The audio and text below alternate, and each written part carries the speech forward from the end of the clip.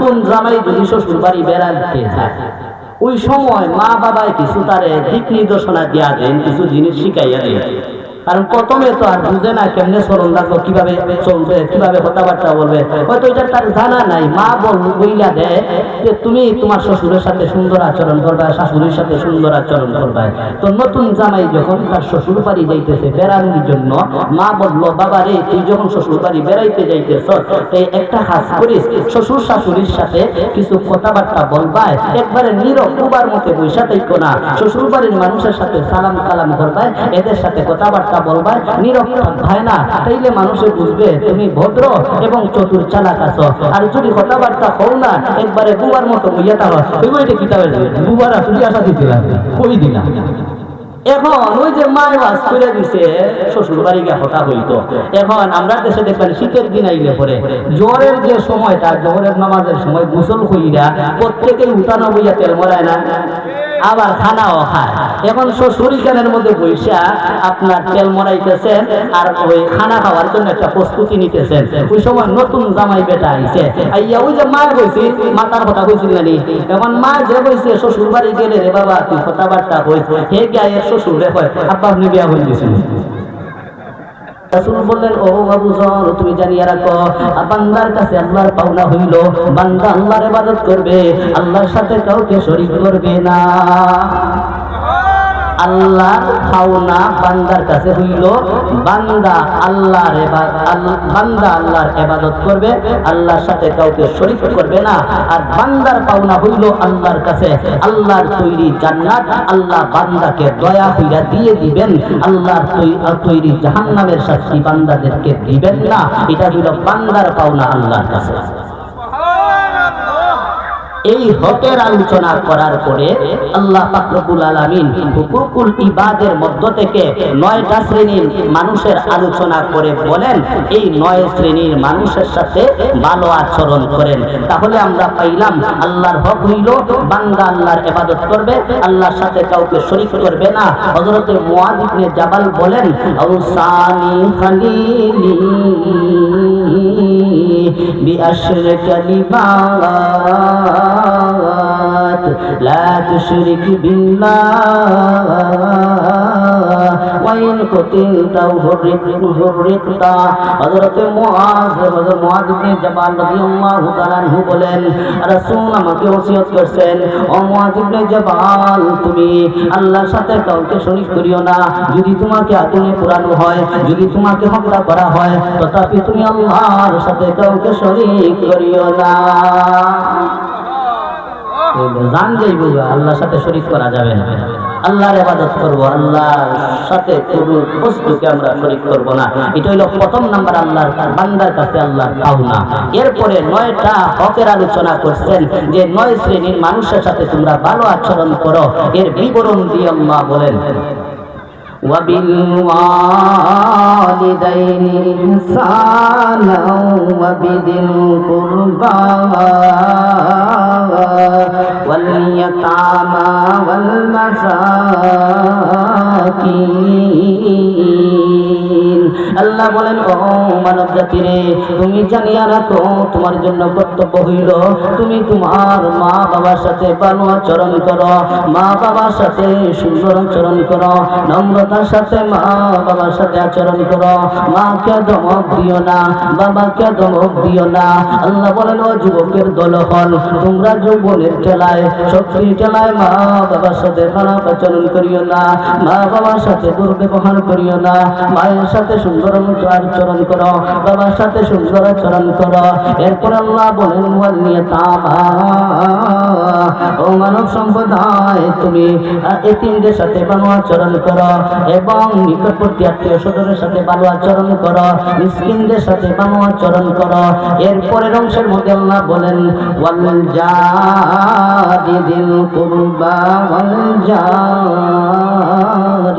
জুনুব।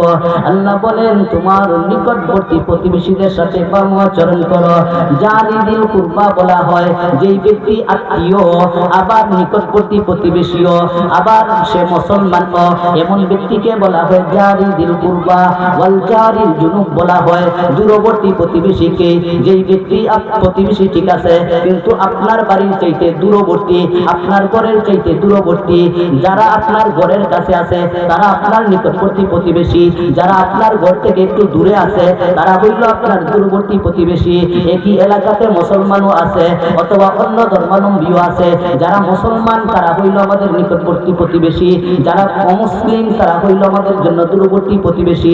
আল্লাহ বলেন, ও মানব জাতি, তোমার জন্য করণীয় হইল রে তুমি নিকটবর্তী আত্মীয় স্বজনের সাথে ভালো আচরণ করো, দূরবর্তী আত্মীয় স্বজনের সাথে ভালো আচরণ করো, নিকটবর্তী আত্মীয় স্বজনের সাথে সুন্দর আচরণ করো, দূরবর্তী আত্মীয় স্বজনের সাথে সুন্দর আচরণ করো।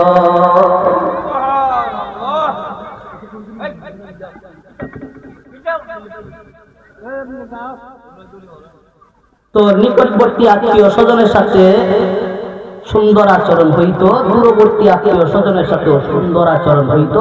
এটা হইল একজন প্রতিবেশীর উপর তার দায়িত্ব, জিম্মাদারি। আমার দায়িত্ব হইল আমার প্রতিবেশীর সাথে আমি সুন্দর আচরণ করব, চাই সে নিকটবর্তী হোক অথবা দূরবর্তী হোক। এরপরে আল্লাহ বলেন সাহিবি বিল জামবি, সাহিবে বিল জাম বলা হয় আল আজরাফিকু বিস সাফারি ওয়াল হাদার, অর্থাৎ সফরের মধ্যে অথবা বাড়িতে থাকাকালীন সময়ে একজন আরেকজনের সাথে যে চলাফেরা করে, মনে করেন রাস্তায় দুইজন চলতেছে, তারা একজন আরেকজনের সাথে, একজন আরেকজনের সঙ্গী। মনে করেন একটা ফ্যাক্টরিতে 10 জন মানুষ চাকরি করে, এই 10 জন মানুষ একজন আরেকজনের সহকর্মী। একটা ক্লাসের মধ্যে 10 জন মানুষ পড়ে, এই 10 জন ছাত্র হইল একজন আরেকজনের সহপাঠী, একজন আরেকজনের সহকর্মী। একটা ক্ষেতের মধ্যে অনেক সময় দেখা যায় 10 জন 20 জন মানুষ কাজ করতেছে, এই 10-20 জন মানুষ সকলেই হইল একজন আরেকজনের সহকর্মী। আল্লাহ বলেন এই জাতীয় সহকর্মীদের সাথে ভালো আচরণ করো। সুবহানাল্লাহ। কিছু বাদ রাখছেন না আল্লাহ, কার সাথে কেমন আচরণ করতেন, কিভাবে চলতেন, কোনো কিছু বাদ রাখছেন না। একবারে পুঙ্খানু ভাবে আলোচনা কইরা মানব জাতিদেরকে বুঝাইয়া দিয়েছেন যে দুনিয়ার জিন্দেগিটা এইভাবে তোমরা সাজাইয়া আসো। এরপরে দেখেন ওয়াবনি সাবিল বলে আল্লাহ বলেন, ওয়াবনি সাবিল, ইবনে সাবিল বলা হয় মুসাফিরদেরকে। মুসাফির ব্যক্তি যেই ব্যক্তির বাড়ি ঘর থেকে দূরে আছে, তার বাড়ি ঘর থেকে অনেক দূরে আছে, সন্তানাদিও তার কাছে নাই, তার মালও তার কাছে নাই। একজন মানুষ এক জায়গা থেকে আরেক জায়গায় যায় কিনা? আমরা সিলেট থেকে দেখা যায় ঢাকা থেকে সিলেটায়, এই জাতীয় মুসাফির, তার অপরিচিত মানুষ। আল্লাহ বলেন মুসাফির অপরিচিত ব্যক্তি ভাইয়া ক্ষমতা দেখাইতায়, বেটাগিরি দেখাইতাই, তার কোনো সময় যায় যেত না। আল্লাহ বলেন মুসাফিরদের সাথে, অপরিচিত ব্যক্তিদের সাথেও তোমরা ভালো আচরণ করো। আমরা দেশে আজকাল দেখা যায় দেখবেন অপরিচিত মানুষ হইলে পরে মানুষের ক্ষমতা কাটায়। একজন মানুষ যদি আরেক জায়গায় অবস্থান করে রাখে, তার সাথে দুর্ব্যবহার করে, ওইটা বাদামি আদামি এখানে ধরা হয়েছে, সেটা হয়নি। এই যে একটা শব্দ উচ্চারণ করা হয়েছে বাদামিয়া, তো না যায়। আল্লাহ বলেন এই জাতীয় মুসাফিরদের সাথে আপনারা ভালো আচরণ করেন, এদের সাথে খারাপ আচরণ করবেন না। 10 নম্বরে আল্লাহ বলেন ওয়ামা মালাকাত আইমানুকুম, আল্লাহ বলেন তোমার কর্মচারী যারা আছে, তোমার অধীনস্থ গোলাম বন্দী যারা আছে, তুমি তাদের সাথে ভালো আচরণ করো।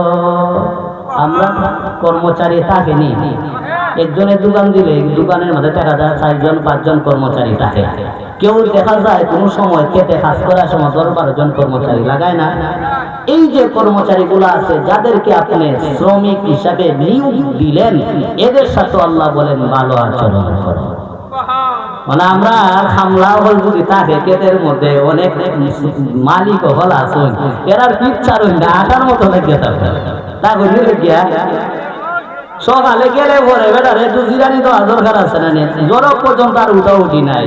ই খামলাও হলো যেটা কাজ করে খালি গাইলায় মনে মনে এই জাতের কুঞ্জিস মানুষ আমি আর জীবনও দেখছি না রে, এটা খেতে কেউ উঠা যায় না, 5 মিনিটের লেগে সময় দেবো আমরা রে, কিন্তু দেয় না।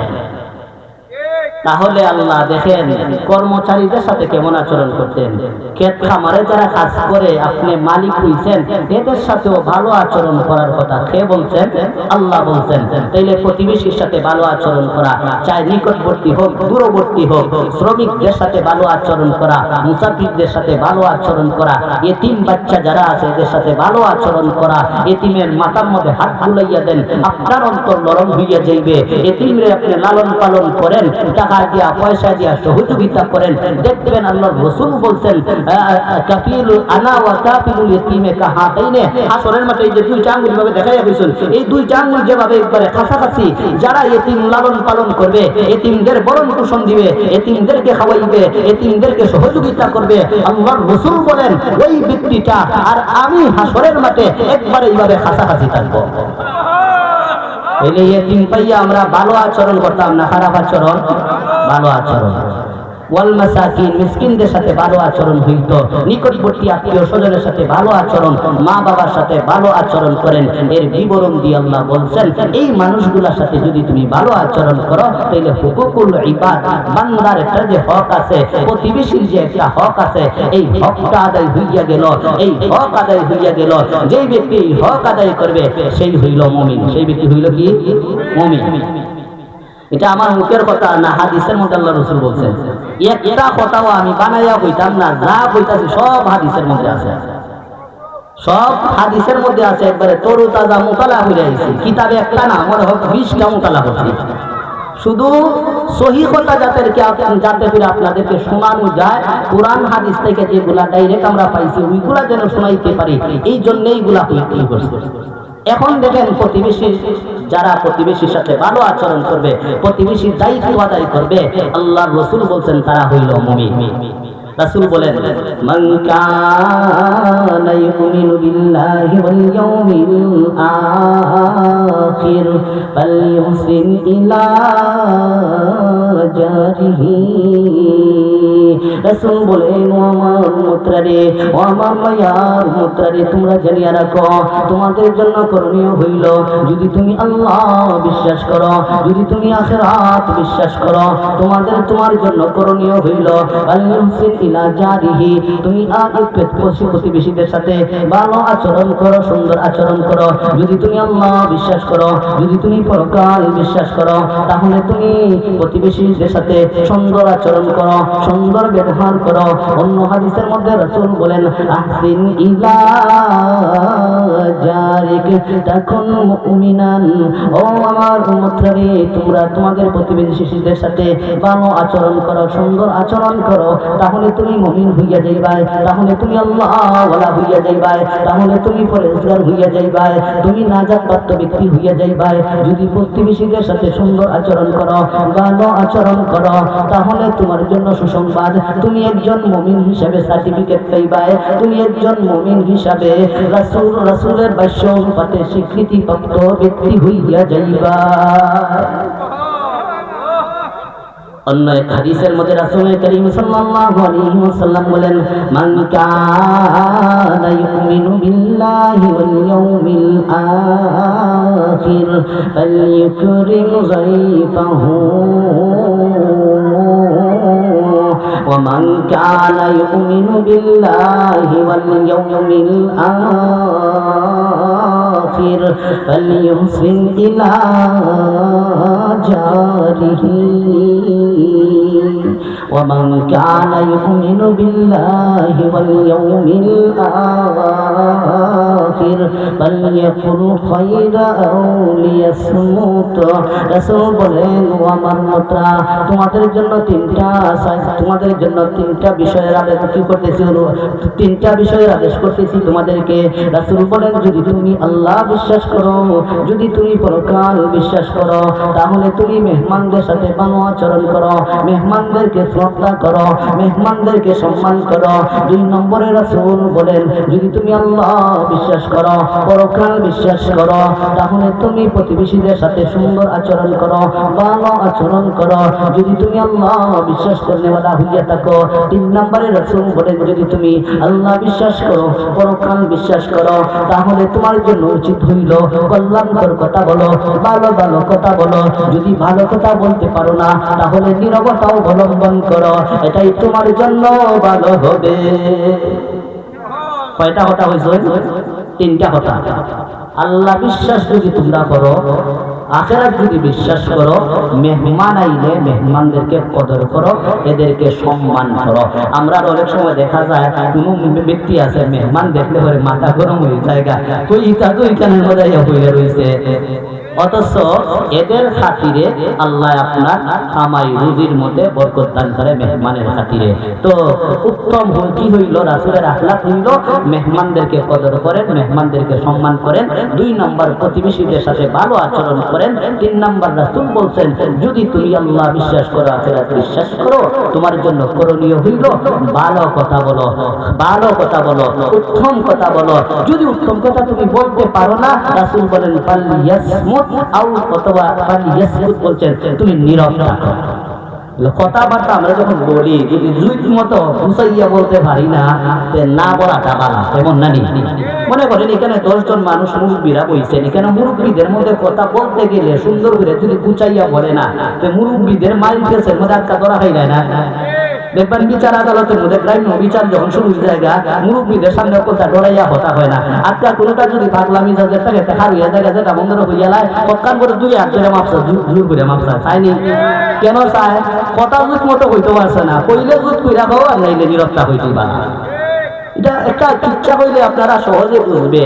এক ব্যক্তি তার শ্বশুর বাড়ি যাইতো বেড়ায়, এখন শ্বশুর বাড়ি যখন বেড়ানি যায়, নতুন জামাই যদি শ্বশুর বাড়ি বেড়াতে যায়, ওই সময় মা বাবায় কিছু তারে দিক নির্দেশনা দিয়া দেন, কিছু জিনিস শিখাইয়া দেন। কারণ প্রথমে তো আর বুঝে না কেমনে চলন রাখবো, কিভাবে চলবে, কিভাবে কথাবার্তা বলবে, হয়তো এটা তার জানা নাই। মা বইলা দেয় যে তুমি তোমার শ্বশুরের সাথে সুন্দর আচরণ করবে, শাশুড়ির সাথে সুন্দর আচরণ করবে।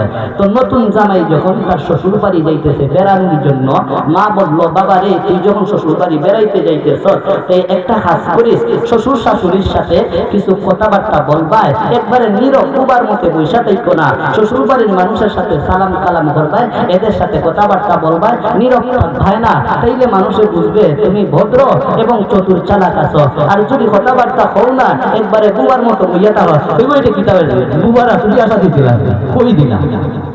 এখন ওই যে মায় ওয়াজ করে দিছে, শ্বশুর বাড়ি গিয়ে কথা হইতো।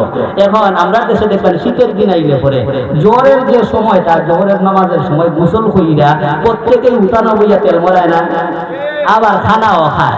এখন শ্বশুর খানের মধ্যে বৈশা আপনার তেল মরাইতেছেন আর ওই খানা খাওয়ার জন্য একটা প্রস্তুতি নিতেছেন। ওই সময় নতুন জামাই বেটা আইছে, আইয়া ওই যে মা কইছি, মাতার কথা কইছিল না, এখন মা যে কইছে শ্বশুর বাড়ি গেলে রে বাবা তুই কথাবার্তা কইছ, হে গায়ে শ্বশুর রে কয় আব্বা আপনি বিয়া হয়ে গেছেন। এখন দেখুন সেই যে কথাটা হইল, এটা কি জুত মতো হইছে, এটা খাটাইয়া হইছে নি? আল্লাহ রাসূল বলেন যদি কথা জুত মতো হইতে পারো দেখো, খাটাইয়া যদি হইতে পারো হইও, আর নাইলে ইয়া সুদার মতো তুমি বেজুইতার মতো কথাবার্তা হইও না। এটা এর চতুর চালাকি বুঝা গেছে না, আর আহমক বাণী বুঝা গেল, এটা আরো বুঝা গেছে, এটা বড় এক। এই জন্য রাসূল বলেন তুমি যদি মুমিন হইয়া থাকো, তাহলে তোমার জন্য করণীয় হইল মেহমানের সাথে ভালো আচরণ করো। এরপরে বলেন যদি তুমি আল্লাহ বিশ্বাস করো, আখিরাত বিশ্বাস করো, প্রতিবেশীদের সাথে ভালো আচরণ করো। এরপরে বলছেন যদি তুমি মুমিন হও, আল্লাহ বিশ্বাস করো, আখিরাত বিশ্বাস করো, তোমার জন্য করণীয় হইল ভালো ভালো কথাবার্তা বলেন, সুন্দর সুন্দর কথাবার্তা বলেন, আর নতুবা চুপ থাকেন। এটাই হলো রাসূলের দিক নির্দেশনা। তাহলে আমরা এই আলোচনার দ্বারা বুঝতে পারলাম প্রতিবেশীর সাথে ভালো আচরণ হবে না খারাপ আচরণ। আমরা দেশের মানুষের প্রতিবেশীর একজন আরেকজনের গালি ইগর আর ইগর যেভাবে গালি দেওয়া শুরু করে দেয়, এটা মানুষের মনে কষ্ট যায় না? কষ্ট যায়। এই জন্য রাসূল বলেন মুসলমান মুসলমানকে গালি দেওয়া, একজন প্রতিবেশী আরেকজন প্রতিবেশীকে গালি দেওয়া পাপাচারীর কাজ। এর বিবরণ দিয়ে রাসূল বলেন সিবাবুল মুসলিমিনা ফুসুকুন ওয়া কিতালুহু কুফরুন। রাসূল বলেন, ও আমার উম্মতরা রে, ও আমার মায়ার উম্মতরা রে, তোমরা জানিয়ে রাখো, একজন প্রতিবেশী যেন আরেকজন প্রতিবেশীকে গালি দেয় না। একজন প্রতিবেশী আরেকজন প্রতিবেশীকে গালি দেওয়া হইল পাপাচারী। পাপাচারী গুনার কাজ, কবিরা গুনাহ। অতএব এক মুসলমান আরেক মুসলমানকে যেন গালি দেয় না, এক প্রতিবেশী যেন আরেক প্রতিবেশীকে গালি দেয় না, স্বামী যেন তার স্ত্রীকে গালি দেয় না, স্ত্রী যেন তার স্বামীকে গালি দেয় না, ভাইয়ে যেন তার ছোট ভাইকে গালি দেয় না, বাবা যেন তার সন্তানকে গালি দেয় না। অযথা অযথা পানিশ ভাষায় রাসূল বলেন গালিগুলাজ করা তো এটা পাপাচারীর কাজ, গুনার কাজ। তুমি গালি থেকে বেঁচে থাকো। এক মুসলমান আরেক মুসলমানকে হত্যা করিও না, একজন প্রতিবেশী আরেকজন প্রতিবেশীকে হত্যা করিও না, একজন প্রতিবেশী আরেকজন প্রতিবেশীকে অন্যায়ভাবে হত্যা করিও না। এমন যদি করো তাহলে তুমি জানিয়ে রাখো কুফরির কাজ করলাই, তোমার ঈমান থাকবে না, তোমার ঈমান নষ্ট হয়ে যাবে। কেউ যদি কোনো মুসলমানকে অন্যায়ভাবে হত্যা করে, অন্যায়ভাবে মারে, তাহলে আর বিশ্বাস করে এই কাজটা জায়েজ তার জন্য, তখন তার ঈমান থাকবে না, ঈমান নষ্ট হয়ে যাবে। তাইলে মারামারি যে একটা বিষয় আসেনি, কয়েকদিন আগে আপনারা শুনছেন শাসকাগঞ্জের মধ্যে ছোট একটা বাচ্চা, যে বাচ্চাটা মাদ্রাসাতে পড়ে পরে মাইরা খোয়াই নদীর খোলা গাছের গুড়িতে ফেলাইয়া রাখছে। এত বড় একটা ছোট বাচ্চা, 9 বছরের বাচ্চা, যে মারলো, ওর মনটারে আল্লাহ কি দিয়ে জানি বানাইছে, ওর মনটা না জানি কি পরিমাণের পাষাণ। বাচ্চার 2টা চোখ উপড়াইয়া ফেলাই দিছে, এই 2টা চোখ উপড়াইয়া ফেলাইয়া বাচ্চাটারে মারলো। যদি বুঝদার একটা মানুষের তো বুঝতে পারতাম তার সাথে দুশ্মনী আছে। 9 বছরের বাচ্চার সাথে তার কি দুশ্মনী থাকতে পারে, কোন ভাবে সে মারলো, কিভাবে সে মারলো, আল্লাহ ভালো জানেন।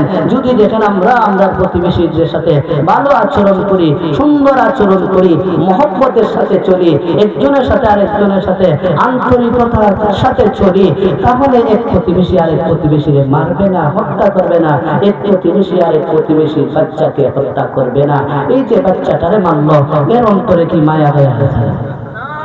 এই জন্য রাসূল বলেন, যেই মানুষ কোনো মানুষকে অন্যায়ভাবে হত্যা করলো, মারলো, তার দুনিয়ার জিন্দেগিও বরবাদ, আখিরাতের জিন্দেগিও বরবাদ হইয়া যাইবে।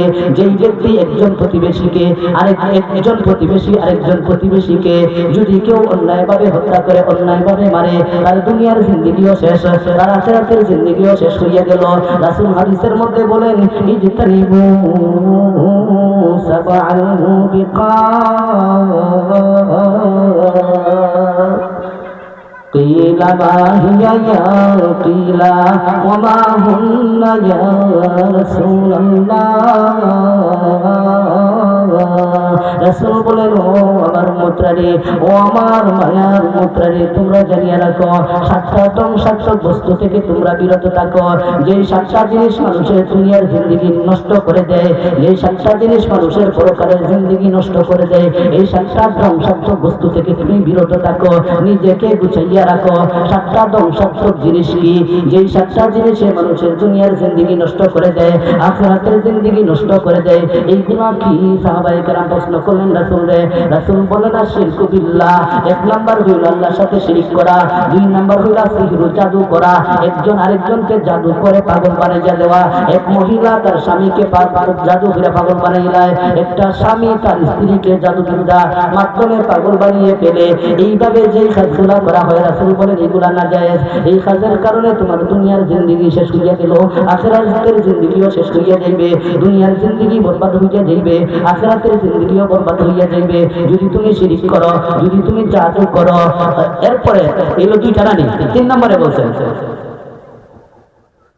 কাতলুন নাফস বিগাইরি হাক্কি, অন্যায়ভাবে কোনো মানুষকে হত্যা করা। 1 নম্বরে রাসূল বলেন আল্লাহর সাথে কাউকে শরীক করা, 2 নম্বর হলো সিহর, জাদু করা, 3 নম্বরে রাসূল বলেন কাতলুন নাফস, কোনো মানুষকে বেগাইরে হাক্কি অন্যায়ভাবে হত্যা করা। 4 নম্বর রাসূল বলেন আকলুর রিবা, সুদ খাওয়া। 5 নম্বর রাসূল বলেন আকলু মালিল ইয়াতীম, এতিমের মাল খাওয়া। ওয়া তাওয়াল্লি ইয়াউমাল জাহফি, যুদ্ধের মাঠ থেকে পলায়ন করা। 7 নম্বরে রাসূল বলেন ওয়া কাসরুল মুসালাতিল মুমিনাত, জান্নাতিল গাফিলাত। সতবা নারী, যেই নারী ভালো ওই নারীকে জিনার অপবাদ দেওয়া, ওই নারীর উপর তুহমত দেওয়া, এগুলা হইল ধ্বংসাত্মক বস্তু, যেইগুলার যেই আমলগুলার কারণে মানুষের দুনিয়ার জিন্দেগি নষ্ট হইয়া যায়, আখিরাতের জিন্দেগি নষ্ট হইয়া যায়। এই 7টা গুনার নাম হইল, 1 নাম্বার আল্লাহর সাথে শিরিক করা, 2 নাম্বার হইল জাদু করা, 3 নাম্বার অন্যায়ভাবে মানুষদেরকে হত্যা করা, মানুষদেরকে মারা, অন্যায়ভাবে একজন প্রতিবেশী আরেকজন প্রতিবেশীকে হত্যা করা, 4 নাম্বার হইল সুদ খাওয়া, 5 নাম্বার হইল ইতিমের মাল খাওয়া, এতিমের মাল অন্যায়ভাবে আত্মসাৎ করা।